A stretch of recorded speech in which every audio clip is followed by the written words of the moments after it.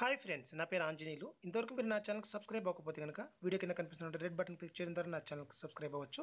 అంతేకాకుండా పక్కనే కనిపిస్తున్న బెల్ ఐకాన్ ట్యాప్ చేయడం ద్వారా నా లేటెస్ట్ వీడియోస్ మీకు నోటిఫికేషన్గా పొందొచ్చు.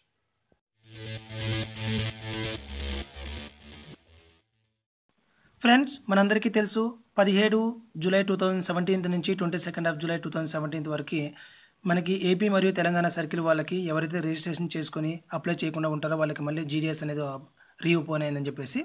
సో అంతేకాకుండా రిజిస్ట్రేషన్ ఐడి మర్చిపోయిన వాళ్ళకి, తర్వాత వచ్చేసి ఓటీపీ రాని వాళ్ళకి 2010-11 వాళ్ళు ఎలా అప్లై చేసుకోవాలి, తర్వాత గ్రేడ్స్ బదులు మార్క్స్ అని చెప్పేసి మీకు లాస్ట్ వీడియోలో క్లియర్గా ఇన్ఫర్మేషన్ ఇచ్చాను. ఒకసారి వీడియో రెఫర్ చేయండి.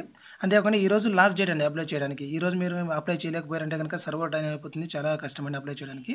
ఎవరైనా అప్లై చేయని వాళ్ళంటే దయచేసి వెంటనే వెళ్ళి అప్లై చేసుకోండి.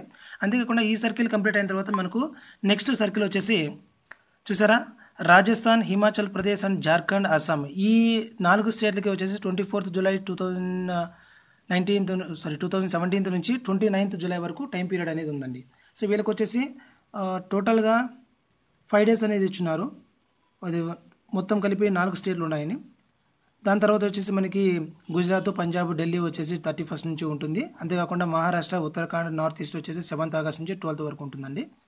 సో లాస్ట్ వచ్చేసి మనకి కేరళ వచ్చేసి 21 ఆగస్ట్ నుంచి 29 సెప్టెంబర్ వరకు ఇలా మనకి టైం టేబుల్ అనేది ఇచ్చున్నారండి. జీడిఎస్ అనేది వీళ్ళకి ఓపెన్ అయిపోతుంది. సో ఫ్రెండ్స్, చూసారు కదా, మీకు ఎవరైనా కానీ అప్లై చేసుకునే వాళ్ళు ఉంటే కనుక వెంటనే వెళ్ళేసి మీరు దగ్గరలో ఉన్నటువంటి నెట్ సెంటర్ కానీ లేదంటే మీకు కంప్యూటర్ సదుపాయం ఉంటే కనుక కంప్యూటర్ ద్వారా కానీ మీరు అప్లై చేసుకోవచ్చు.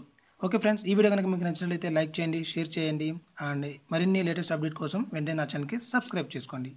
Thank you for watching my videos. Have a nice day.